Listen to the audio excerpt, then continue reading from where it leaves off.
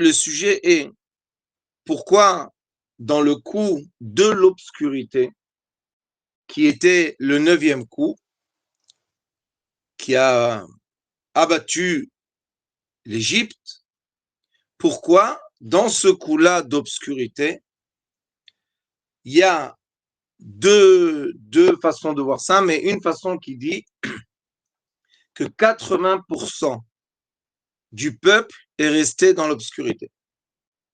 Il y a une autre façon qui dit que 5% seulement sont sortis d'Égypte. Cela veut dire que 95% du peuple d'Israël qui avait la porte ouverte pour partir, puisque les Égyptiens les ont accompagnés.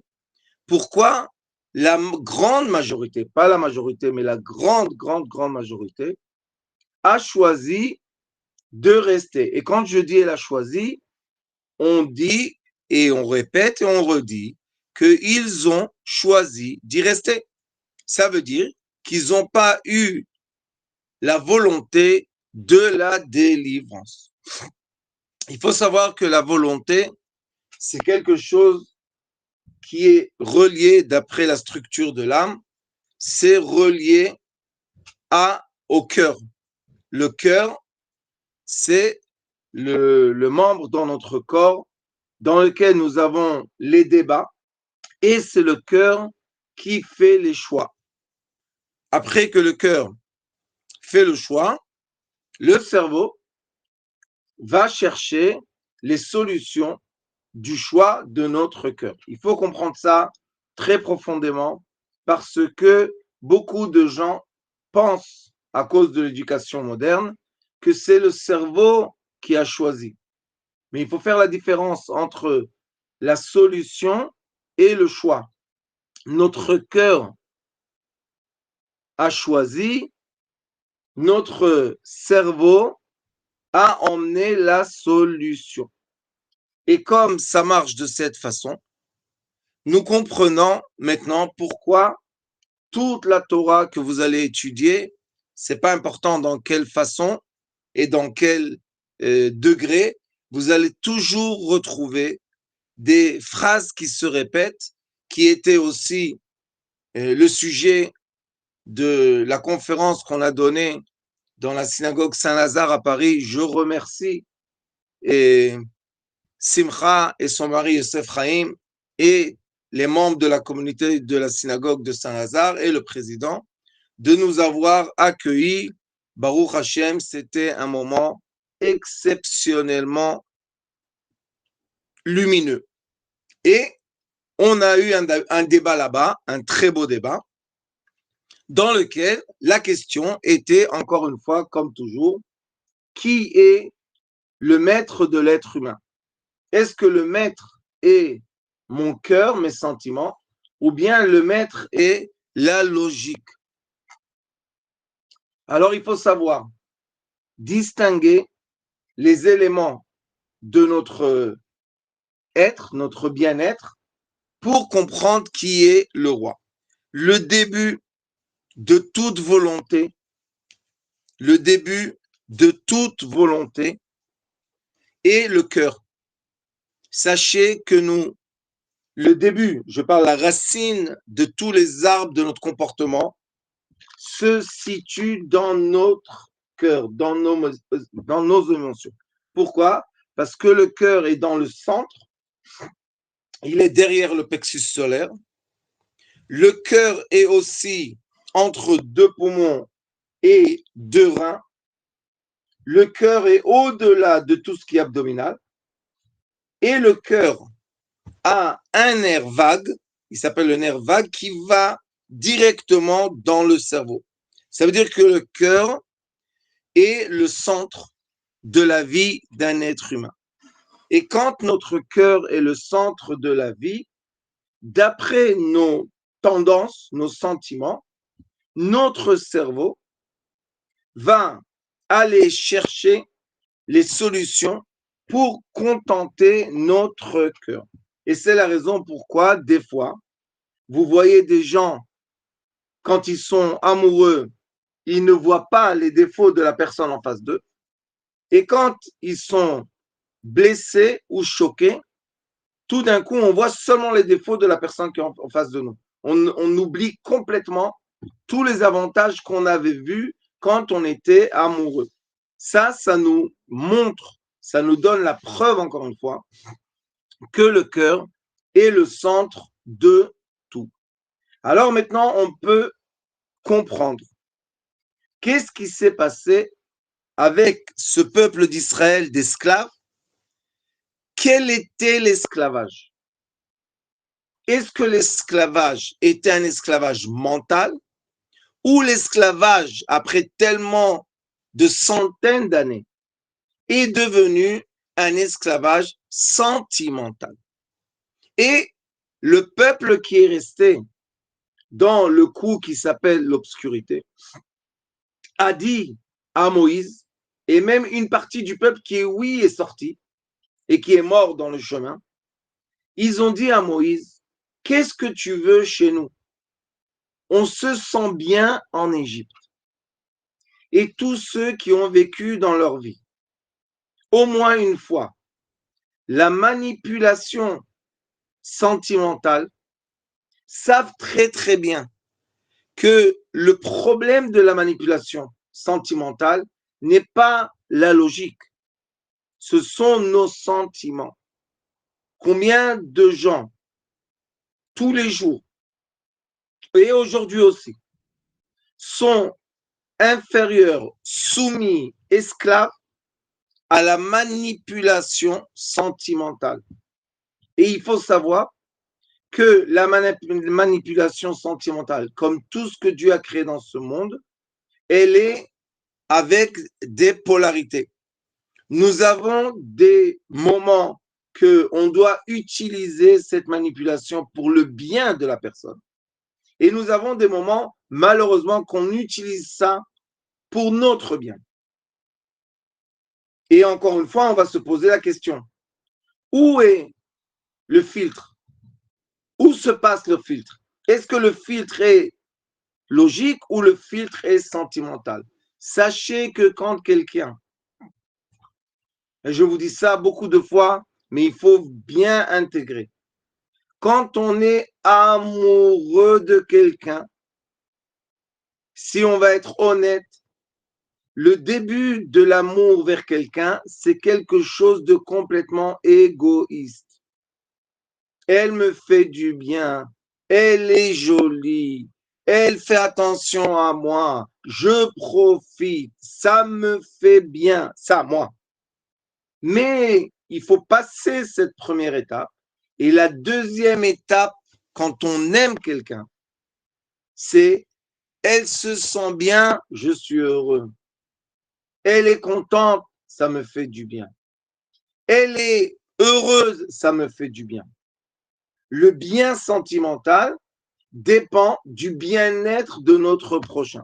C'est pour ça que la Torah nous a ordonné, Ve'avta lereacha, aime ton prochain, kamocha.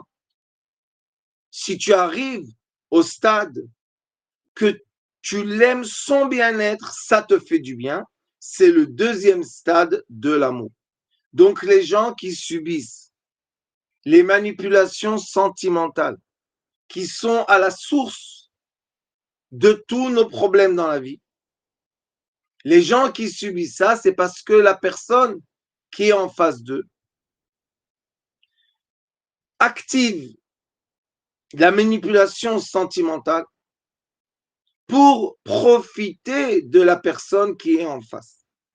Et quand on voit ça et on est de côté, ça nous choque parce que c'est obvious, c'est quelque chose qui est complètement transparent. Et quand on voit ça, pourquoi ça nous choque? Parce que on ressent, on a le ressenti que la personne qui est aimée est sous l'emprise de la manipulation et de l'avantage de prendre de cette personne tout ce qu'on peut. Qu'est-ce qui s'est passé avec le peuple d'Israël en Égypte? Le peuple d'Israël en Égypte sont descendus au début, et ils étaient les invités, ils étaient les étrangers qui sont venus, les immigrés, qui sont venus s'installer là-bas pour une période de la sécheresse qui était dans le monde. Mais qu'est-ce qu'il a fait Pharaon?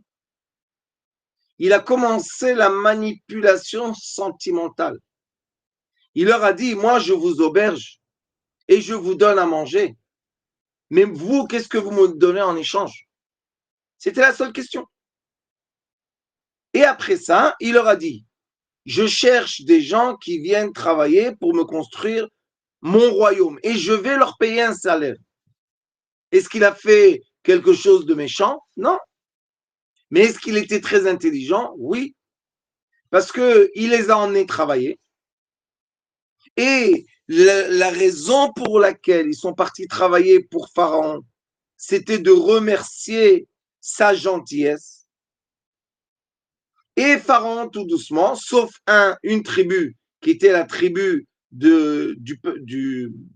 la tribu de Lévi, les Kohanim, que eux, ils n'ont pas vu, ils n'ont pas regardé comme ça. Eux, ils regardaient toujours le ciel. C'est pour ça que ce sont les prêtres. Et Pharaon, après, leur a dit, ah, moi, je vous ai tout donné et vous ne travaillez pas assez pour moi. Alors, ils ont travaillé plus dur. Il leur a dit, mais ça coûte très cher de vous employer. Vous pensez pas que vous devez me rendre tout ce que j'ai fait de bien pour vous? Et ils ont continué. Et comme ça, des générations, imaginez-vous, des générations de gens qui voulaient remercier la gentillesse de ce pharaon. Et à la fin, ils ont perdu complètement leur identité. Si vous allez regarder autour de vous, ou bien regarder chacun sa vie personnelle, vous allez voir que des fois, on perd notre identité parce que on veut remercier. Nous avons l'autre opposé qui est aussi difficile. C'est quand quelqu'un ne remercie jamais. Quand quelqu'un ne sait pas dire merci. Quand quelqu'un ne sait pas être gentil. Ça, c'est aussi l'autre opposé. Mais c'est dans le même endroit qui s'appelle notre cœur.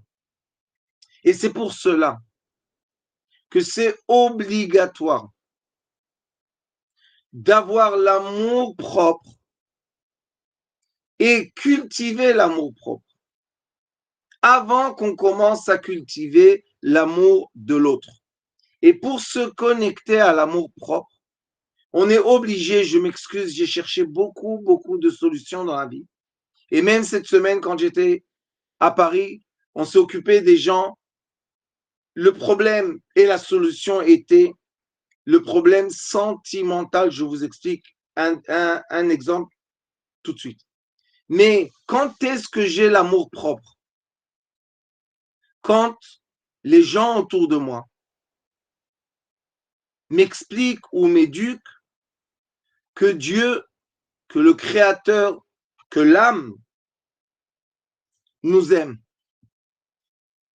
Mais malheureusement, la source de l'idolâtrie, la source de la manipulation, c'est de déconnecter la personne à la source. C'est pour ça que je ne sais pas si vous faites attention, mais le monde occidental, pas tout, mais une grande partie, la première chose qu'ils font, c'est qu'ils coupent les enfants de la présence divine, de l'amour de Dieu. Et la deuxième coupure, c'est la coupure de leurs parents.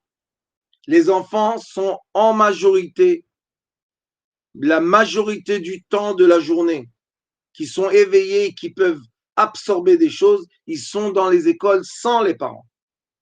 Et comme ils sont détachés de leurs parents, ils ont un manque fondamental de l'amour des parents.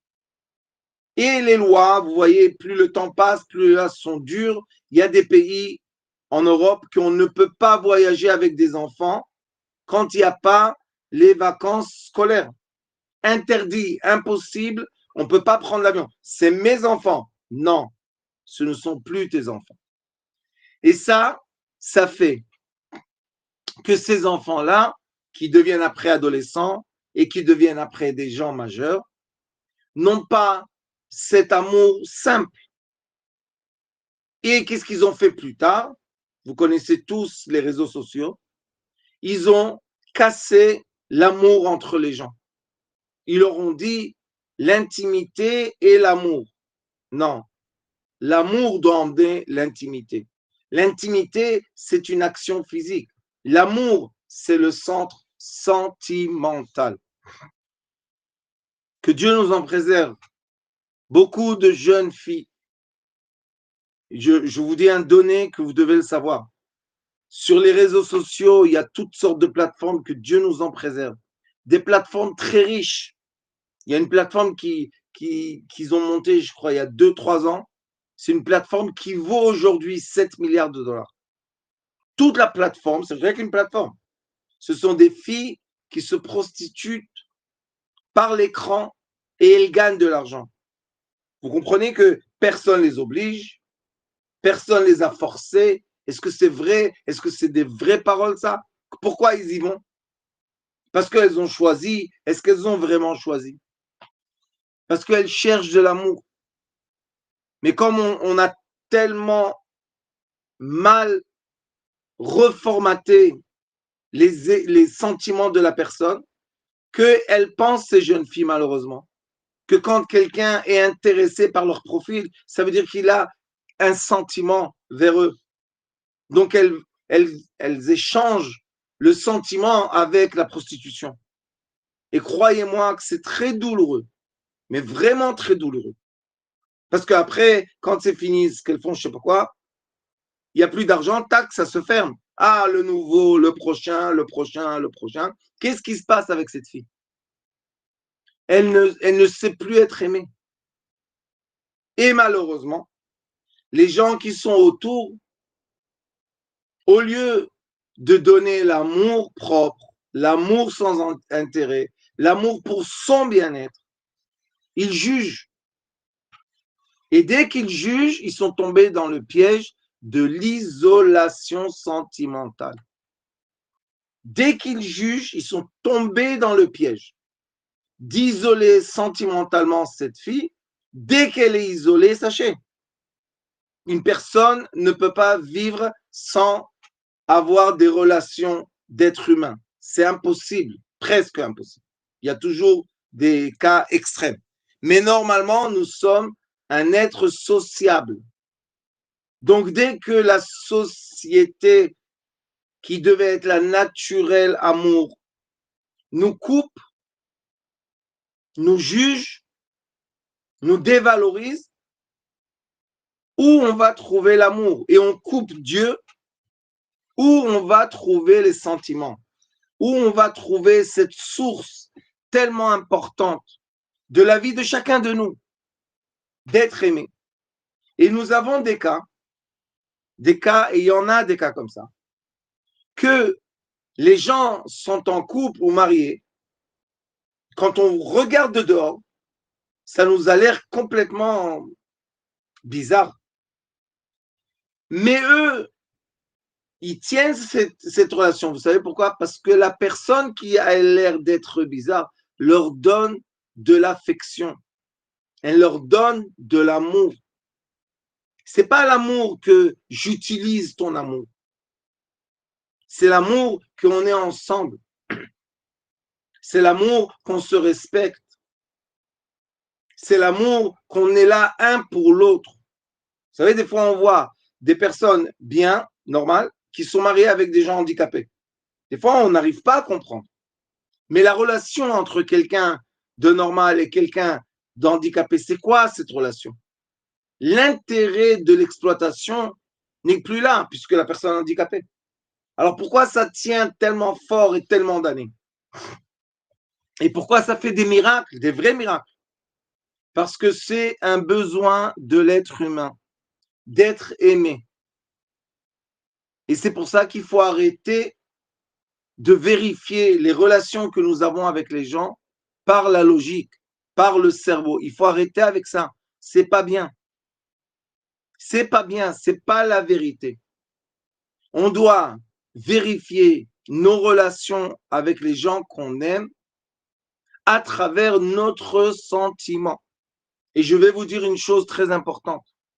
Si dans une relation d'amour, on a tout le temps le sentiment qu'on n'est pas assez bien, qu'on n'est pas assez à la hauteur, qu'on ne fait pas les choses comme il faut, tout le temps on culpabilise, ce n'est pas une vraie relation d'amour. Dans la vraie relation d'amour, ça s'appelle en anglais freestyle, on doit se sentir tellement à l'aise dans nos défauts comme dans nos avantages. Je répète, dans la vraie amour, on doit se sentir à l'aise avec nos défauts et avec nos avantages. Dès qu'on est dans une relation d'amour, que seulement les défauts doivent être corrigés, ce n'est pas de l'amour, c'est de la manipulation. Ce que je dis, la référence, c'est le roi Salomon dans le livre de Michelet, les Proverbes. Le roi Salomon dit que les êtres humains se contrôlent et se manipulent à travers des défauts. Quand tu vois chez quelqu'un un défaut, ou bien, écoutez bien, parce que ça arrive énormément, tu inventes un défaut et la personne tombe dans la volonté de corriger quelque chose qui n'existe pas, cette personne est complètement emprisonnée dans une relation de manipulation. Et c'est comme ça que le peuple d'Israël est tombé dans un esclavage que si vous allez regarder un peu l'histoire, il n'y a pas eu un peuple qui a été tellement soumis comme ce peuple-là. Ils n'avaient pas la valeur d'une moquette. Ils étaient moins qu'une table. Ils les utilisaient comme des meubles. Et s'ils les utilisaient comme des meubles, imaginez-vous qu'est-ce qu'ils leur ont fait dans leur corps et qu'est-ce qu'ils ont fait avec eux. C'était affreux, affreux. Ils les ont complètement effacé l'identité de l'être humain. Ils étaient plus humains du tout. Mais quand on n'est plus humain du tout et quelqu'un nous dit viens travailler chez moi, l'échelle de la valeur bascule. Quand je suis plus un humain et quelqu'un accepte de me prendre chez lui pour que je travaille, pour que je le serve, je sens qu'on m'aime. Est-ce qu'on m'aime? Non, on m'exploite. Mais moi, qu'est-ce que je sens? Que je suis aimé. Vous savez, il y a une dame que j'ai rencontrée quand j'étais maintenant à Paris. C'était vraiment 4 jours magnifiques au-delà de la nature. Et vous savez qu'est-ce qu'elle m'a dit, cette femme? Elle est africaine. Elle a dit, quand on était jeune en Afrique, si quelqu'un de blanc nous adressait la parole, on était prêt à tout donner pour ça.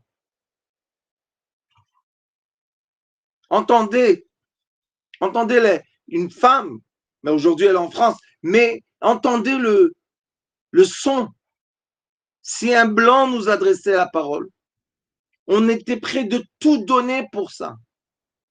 Imaginez-vous comment ils ont réussi à dévaloriser les gens au point que juste si je te dis bonjour, ou bien juste si je te dis fais quelque chose pour moi, tu te sens le plus aimé du monde. Ça existe aujourd'hui, non seulement en Afrique, mais dans beaucoup, beaucoup, beaucoup d'endroits dans lesquels les gens vivent. Et pourquoi ça existe? Écoutez-moi bien. Parce qu'on a conditionné l'amour de Dieu. Et je rigole pas du tout quand je le dis. Et ce n'est pas quelque chose de sinistre. Comment est-ce possible que les êtres humains ont pris le monopole de représenter celui qui nous a tous créés, a tout créé, pas non seulement nous a tous créés, mais il a tout créé. Comment les êtres humains ont pris le monopole de décider si Dieu vous aime ou si Dieu vous aime pas. Et comme on sait tous que la création qui s'appelle l'être humain, il est écrit dans la Bible, Yetzer lev Adam ra mineorav. Quand on est à la naissance, on est avec le mauvais penchant et après va s'ajouter le bon penchant. Qui a fait ça? Le Créateur. Alors comment tu peux rentrer quelqu'un dans la culpabilité d'avoir un mauvais penchant? Imaginez-vous. Est-ce qu'il y a une personne sur Terre qui peut dire, moi, j'ai pas de mauvais penchant? Ça n'existe pas, ça n'existera jamais. Tant qu'il est un être humain, il a le mauvais penchant. Qui n'a pas de mauvais penchant? L'ange. C'est pour ça qu'on a une tendance de dire, oh, c'est un ange. Pourquoi? Parce qu'on pense que cette personne n'a pas de mauvais penchant. Nous avons tous un mauvais penchant. Et après, qu'est-ce qu'ils ont fait?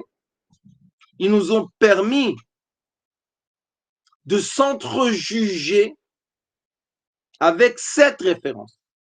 Ça veut dire que si tu te comportes comme un ange, tu mérites que je t'aime. Mais à la seconde que je vais voir que tu as un mauvais penchant, tu ne mérites plus de l'amour. Quelle sorte d'amour c'est ça? C'est l'amour qui emmène à la manipulation et à la souffrance. La vraie amour est simple, c'est comme l'amour de Dieu vis-à-vis de ses enfants. Malgré que tu as, pas malgré, comme tu as le mauvais penchant, dans le bien comme dans le mal, je suis là à côté de toi. Et vous savez que le Zohar Kadosh dit que le seul qui est avec nous quand on fait des péchés, c'est Dieu. Sinon, il aurait pris l'air et on serait mort. Le premier péché, on serait mort. Vous connaissez quelqu'un qui aurait pu vivre? Et si on accepte, je sais que je vous l'enseigne, ça fait déjà beaucoup d'années, mais j'ai vu que les gens n'arrivent pas encore à accepter ça. Si on accepte qu'on est le bien comme le mal, et le tout s'appelle l'être humain, vous savez quelle délivrance. Vous imaginez même pas quelle délivrance. C'est pour ça que Hachem, Dieu, a fait tellement de miracles à ce peuple. Ils ont vu que malgré qu'ils étaient des esclaves, ils étaient soumis, qu'ils étaient sans aucune valeur, sans rien, il leur a montré, je vous aime. Mais combien ont accepté l'amour? Combien ont accepté de dire oui, il nous aime, on va après lui? Combien? Il y en a qui disent 20%, il y en a qui disent 5%. Mais c'est ou 20 ou 5, c'est une minorité. Regardez autour de vous, vous allez voir. Nous sommes dans une période d'esclavage affreux. Un esclavage affreux, pourquoi? Parce que la majorité du monde occidental veut une chose. Elle veut manipuler, contrôler et prendre le bien des êtres humains sans rien donner en échange. C'est affreux d'utiliser les gens comme des objets pour mon propre bien. Comment ils sont arrivés à cet état d'esprit que des jeunes filles se ferment dans la chambre et sont prêtes à faire tout. Pourquoi? Pour une petite pièce qui tombe virtuelle en plus. Pourquoi? Pourquoi tu es prêt à tout donner? Et si vous connaissez des gens qui font ça, ils ne font pas ça pour les petites pièces. Elles font ça parce qu'enfin, quelqu'un fait attention à eux. Mais la personne ne fait pas attention à toi. La personne veut une chose, profiter de toi. Donc tout ça, c'est la manipulation qu'on peut faire sur les êtres humains quand on les a détachés du Créateur. Quand on a mis avant la relation avec le Créateur, avec l'âme, avant la relation d'amour, on a mis l'argent, on a mis des objectifs, n'importe quoi. Il y a des gens qui sont prêts à tout faire pour avoir une maison. Peut-être ils ne vont pas avoir la maison, mais eux, c'est sûr qu'ils ne vont plus avoir eux. Alors, qui va vivre dans cette maison? Quel est l'objet? Quel est le meuble qui va être dans cette maison? Que Dieu nous en préserve. Et le roi Salomon a dit, Tov patchareva veshalva ba. Mieux avoir du pain azim et de la paix interne que d'avoir toutes les richesses du monde et de la guerre interne. Et c'est quoi la paix interne? La paix interne, la paix en hébreu, c'est shalom. Shalom, ça vient du mot entier. Quand est-ce que j'ai la paix interne, la vraie paix interne? Quand je suis dans l'entier, quand j'accepte le mauvais penchant et je sais que j'ai aussi le bon penchant. Et au-delà de ça, je sais que je suis connecté à mon âme qui m'aime à tout prix. L'âme aime l'être humain sans aucune condition, dans toutes les situations. L'âme, elle nous aime. Et si l'âme nous aime, pas si elle nous aime, l'âme nous aime, c'est une évidence. Le Créateur nous aime. La preuve qui nous fait respirer, comme a dit le Zohar Kadosh. Le seul qui est avec toi quand tu fais quelque chose de pas bien, c'est celui qui t'a donné l'air pour respirer. Et si on comprend tout ça, maintenant c'est très simple de comprendre pourquoi il est écrit dans le portail de la sainteté. Tigmor bechol levavcha limsor nafshecha lemita al haTorah ועל המצוות, ובכן ימחלו עוונותיך כולם, אם באמת פיך ולבך שווים. Quand est-ce que tous les péchés s'effacent? Quand tu retournes vers Dieu par l'amour. Comment tu peux retourner vers Dieu par l'amour? Quand tu t'acceptes. Quand tu acceptes le positif comme le négatif. Écoutez bien, le jour que vous allez accepter que vous avez le positif comme le négatif, que je veux vous dire que c'est quelque chose de très personnel, parce que c'est quelque chose de très relatif. Et il est écrit dans la Torah, pas moi qui ai écrit ça. Yesh mitzvah abba ba'avera. Des fois, on fait un péché, mais on a fait une bonne action. Et yesh avera abba mitzvah. Des fois, on pense qu'on a fait une bonne action, mais on a fait un grand péché. Je vous donne un exemple très simple.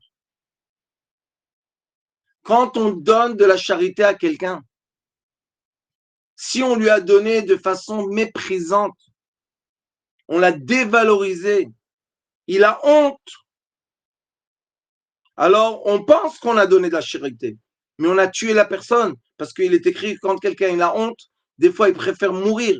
Alors pourquoi il est là-bas? Pourquoi il tend la main? Parce qu'il n'a pas de choix. Il est obligé de donner de la nourriture à sa famille ou à lui-même. Donc vous voyez qu'on a fait une grande mitzvah, une grande avéra. C'est pour ça qu'on doit respecter la personne qui tend la main. Et si tu ne la respectes pas et tu ne lui donnes pas avec du respect, c'est mieux de ne pas donner. Et il y a des fois qu'on fait une avéra et c'est une grande mitzvah. Des fois, on fait quelque chose qu'on pense que c'est un péché, mais on a sauvé la vie de quelqu'un. On l'a vraiment sauvé la vie. On l'a vraiment sauvé. Mais on se dit, mais c'est un péché. Non. Et il y a deux autres cas, que quand j'ai fait une bonne action, j'ai donné la vie, et quand je fais une mauvaise action, j'ai pris la vie. C'est bon. Mais il y a 4 cas. Et qu'est-ce qu'on doit aimer? Les 4. Vous savez, dans 2 mois, c'est pas beaucoup, hein? Dans 2 mois, on est la nuit de Pessah. Et la nuit de Pessah, qu'est-ce qu'il est écrit? Keneged arba'a banim divra Torah. La Torah, elle a parlé avec les 4 fils. Ils sont tous autour de la table. Qui sont? Le juste, le méchant, l'entier et celui qui sait s'annuler. Pourquoi le méchant est là? Si la Torah n'aime pas les méchants, il faut le jeter d'ici. Non. Dieu dit, vous êtes tous mes enfants, tous. Parce que dans votre vie, dans votre journée, vous passez de la prise de conscience d'un juste, des fois on est dans la prise de conscience d'un méchant, des fois on est vraiment entier et des fois, on est obligé de s'annuler. Et quand on s'accepte comme ça, croyez-moi, vous rentrez dans un équilibre intérieur qu'on appelle le point zéro. Vous rentrez dans un équilibre tellement bon et tellement profond. Vous savez qu'est-ce qu'on ressent quand on est dans le point zéro? Pourquoi les gens tellement aiment la méditation du point zéro? Parce que c'est un moment qu'on ressent cette lumière magnifique de l'âme. On se sent tellement aimé sans aucun effort. C'est pour ça qu'on aime tellement ce moment-là. On se sent tellement aimé sans aucune condition, rien de conditionné. Et Baruch Hashem, ceux qui étaient dans le séminaire avec moi, je vous propose la prochaine fois de venir tous et toutes, s'il vous plaît. C'était gratuit. Quand on est dans le point zéro, je leur ai montré des effets physiques qu'ils pensaient impossibles. Mais ils ont tous réussi. On était 20 personnes. Tout le monde a réussi. Hommes, femmes, juifs, non-juifs, tout le monde a réussi. Je leur ai dit, regardez.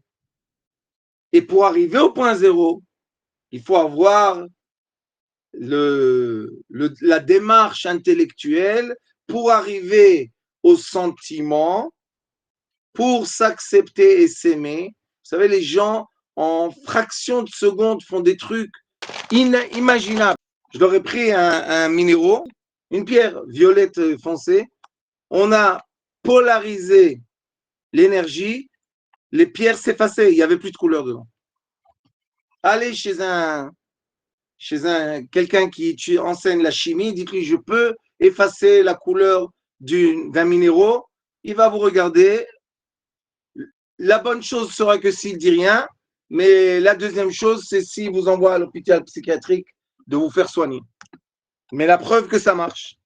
Alors pourquoi il n'est pas dans la compréhension que ça peut marcher?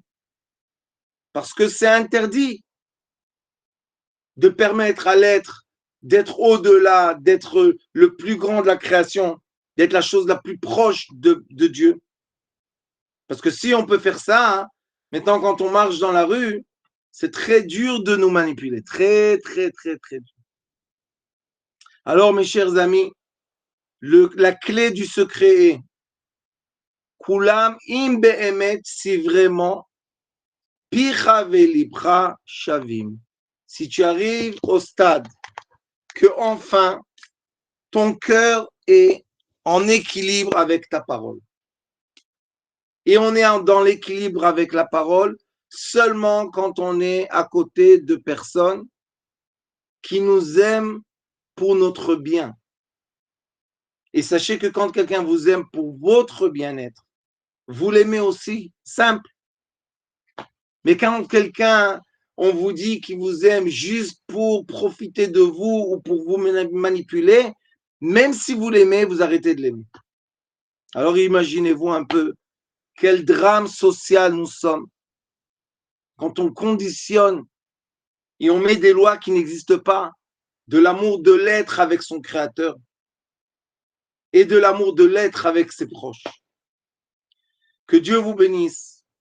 Je vous remercie encore une fois qu'on sort d'Égypte heureux, entier, avec nos défauts et avec nos avantages, ensemble, pas détachés, ensemble. Et c'est comme ça qu'on peut guérir tous nos sentiments et toutes les culpabilités et réussir à se rattacher à l'âme de la lumière. Je vous aime beaucoup. Que Dieu vous bénisse. Merci beaucoup.